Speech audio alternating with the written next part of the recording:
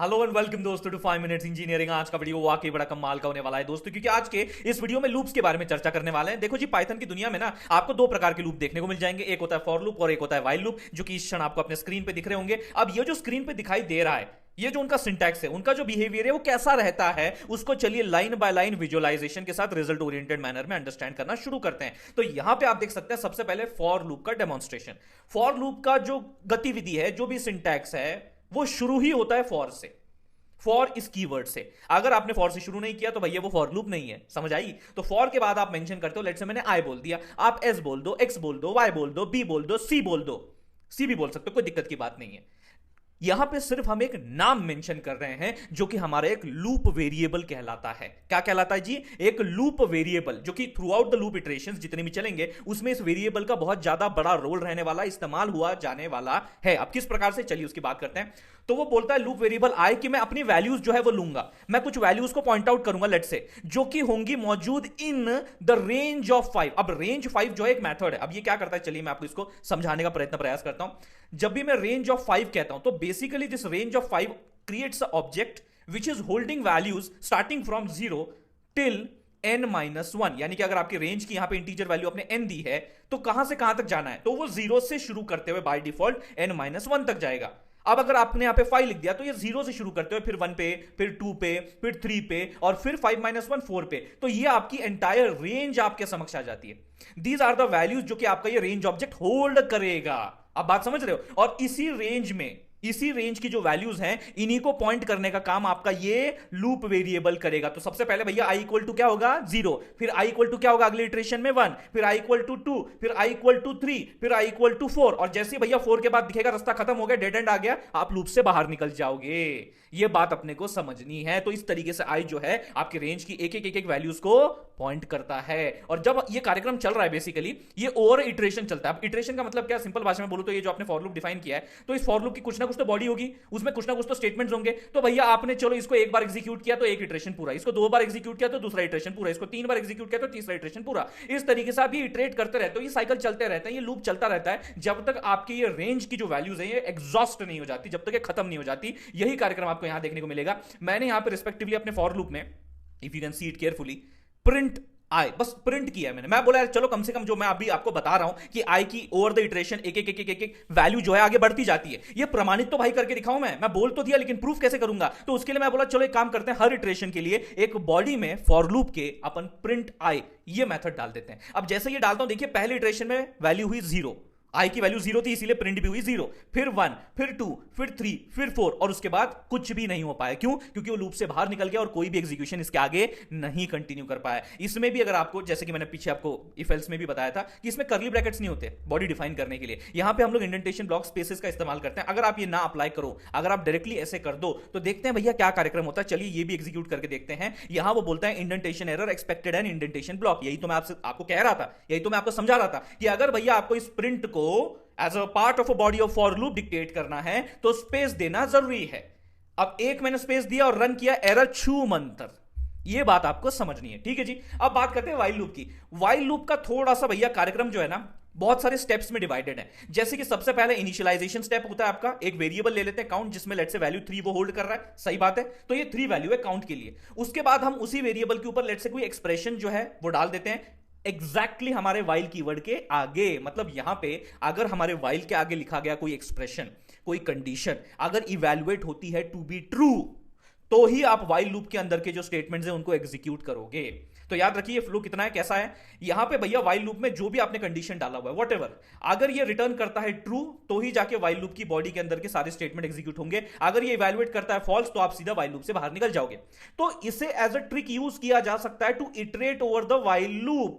And whenever you want कि अब मेरा काम हो चुका है, मुझे भैया जितनी रिपीटेबिलिटी, जितनी बार एक चीज को रिपीट पे एग्जीक्यूट करना था, इसी को तो लूप कहते हैं, वो अगर हो चुका है काम, तो चलिए अब बाहर आ जाते हैं। तो अपन क्या करेंगे उस वक्त भैया, उसकी जो टर्मिनेशन कंडीशन या बेस कंडीशन कि जहां पे आके वो रुक जाएगा, वो अपन रीच करने की कोशिश करते हैं हर इटरेशन द्वारा। कैसे? यहां पे इंक्रीमेंट डिक्रीमेंट वाला मैटर आ जाता है। ये एक स्टेप हमें खुद से करना पड़ता है यहां पे व्हाइल लूप में। यानी कि अगर मेरी कंडीशन, लेट से मैं आपको यहां दिखा देता हूं, 3 है and what I am talking about is count greater than 0। तो यहां देखिए कंडीशन क्या रखी मैंने वाइल लूप के अंदर कंडीशन रख दी काउंट ग्रेटर देन 0। जब तक मेरा काउंट ग्रेटर देन 0 है तब तक भैया मैं इस वाइल लूप को एग्जीक्यूट करते रहूंगा। इनिशियली काउंट की वैल्यू क्या है 3।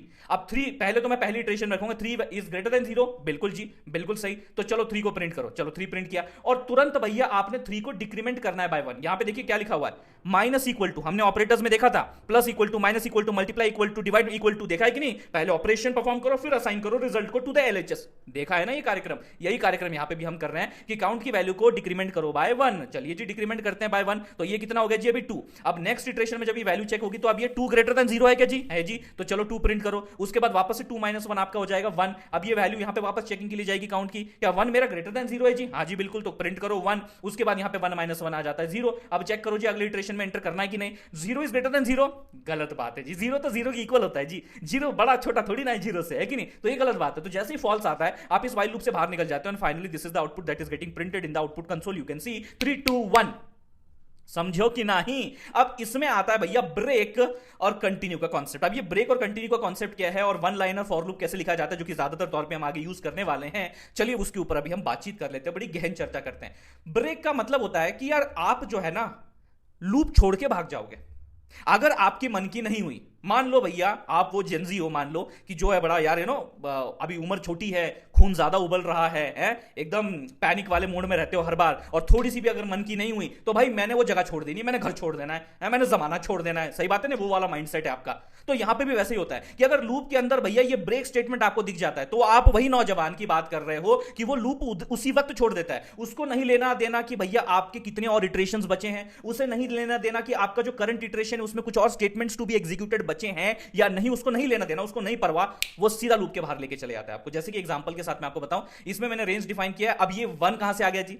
एक n तो आपको समझ में आता है, सही बात है कि नहीं? जब आप इस तरीके से रेंज ऑफ n लिखते हो तो वो समझ में आता है कि भैया ये जाएगा 0 से n-1 तक। लेकिन अगर आपने यहां पे 1 कॉमा n लिख दिया, इसका मतलब क्या कि you have to start with your range with number 1 not 0। तो जब मैं 1 लिख देता हूं तो it means you have to start from 1 and go till n-1। तो if n is equal to 6 the range will go from 1 to 5। ये आपको समझना है। और यहां मैंने क्या कर दिया अपने लूप के अंदर ना, अगर मेरी आई की वैल्यू इक्वल टू 3 आ गई तो मैंने ब्रेक स्टेटमेंट लिख दिया। अब ये जैसे ये ब्रेक स्टेटमेंट कब आएगा जी? कब आएगा?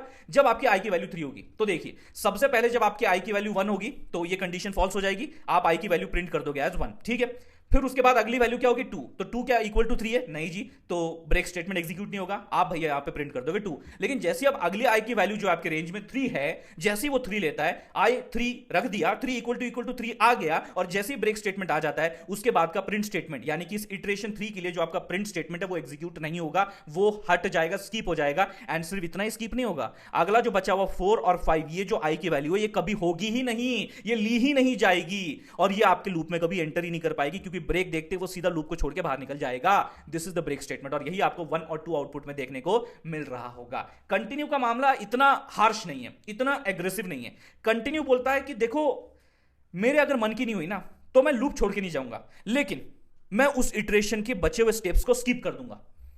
मतलब जैसे कि फॉर एग्जांपल यहां पे मैंने सेम एग्जांपल लिया ताकि ब्रेक और कंटिन्यू का अंतर आपको एकदम क्लियरली मैं दिखा सकूं। यहां क्या हो रहा था जी? जैसे मेरी आई की वैल्यू 3 आ जाती थी, मैं यहां पे ब्रेक करके सीधा लूप से बाहर निकल जाता था, बराबर है। अब यहां अगर ब्रेक की जगह मान लो मैं कंटिन्यू कर दूं तो क्या होगा? आपकी 1 वैल्यू 2 वैल्यू तो एज इट इज प्रिंट होगी, उसमें तो कोई दिक्कत नहीं क्योंकि कंडीशन सेटिस्फाई नहीं होगी। लेकिन जब आई की वैल्यू 3 हो जाएगी और जब कंडीशन सेटिस्फाई हो जाएगी इफ की, और जब आप कंटिन्यू पे आ जाओगे और कंटिन्यू स्टेटमेंट को एग्जीक्यूट करोगे, इसका मतलब होता है कि अब ये जो आपका तीसरा इटरेशन चल रहा है, जो जिसे हम अभी करंट इटरेशन कहते हैं, इस करंट इटरेशन के जितने भी बचे हुए स्टेटमेंट्स हैं फॉर बॉडी के अंदर आफ्टर द कंटिन्यू स्टेटमेंट, उन सबको स्किप कर दिया जाए। यानी कि कंटिन्यू का सिंपल मतलब यह होता है कि करंट इटरेशन के रिमेनिंग कोड लाइंस को एग्जीक्यूशन से स्किप कर दिया जाए। उसके बाद वो वापस से आगे आता है, फॉर लूप से बाहर नहीं जाता है, वो सिर्फ करंट इटरेशन को स्किप कर देता है एग्जीक्यूशन करने से आगे वाले लाइंस को। वो वापस से आता है और फिर अगली वैल्यू 3 के बाद 4 कंसीडर करता है। ऑब्वियस ही बात है 4 इज नॉट इक्वल टू 3, इसलिए वो 4 यहां प्रिंट करेगा। फिर 5 इज नॉट इक्वल टू 3 तो वो 5 प्रिंट करेगा।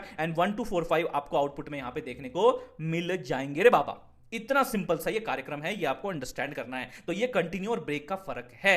और अगर मान लो आपको in case one liner for loop का इस्तेमाल करना जानना है, जो कि जानना ही पड़ेगा क्योंकि आगे चल के हम बहुत ज्यादा इसका इस्तेमाल करने वाले हैं, तो ज्यादा कोई बड़ी बात नहीं जी। ये पहले जो लिखा था ना, ये वाला कार्यक्रम, इसी को सिर्फ थोड़ा पीछे लेके आओ, थोड़ा और पीछे लेके आओ, बस हो गया जी। ये देखो जी आपका रिस्पेक्टिवली वन लाइनर, यानी कि जब आपके फॉर लूप में सिर्फ एक आधी स्टेटमेंट होता है जो कि आपको फॉर बॉडी में एग्जीक्यूट करना होता है रिपीटेड मैनर में, तो instead of doing it consuming 2 lines, आप उसे एक लाइन में काम तमाम कर सकते हो कुछ इस तरीके से, और आपका वो काम तमाम हो भी जाता है। 3 का रेंज रखा, यानी कि 3 बार प्रिंट करेगा यस, और वो हो भी गया। तो ये वन लाइनर स्टेटमेंट। होपफुली ये सारा मैटर आपको समझ में आ गया होगा। अगर आ गया होगा तो जी वीडियो को लाइक कर दीजिए, उससे भी ज्यादा जरूरी वीडियो को शेयर कीजिए अपने सारे दोस्तों के साथ, सब्सक्राइब कीजिए 5 मिनट्स इंजीनियरिंग को। मिलते हैं अगले वीडियो में।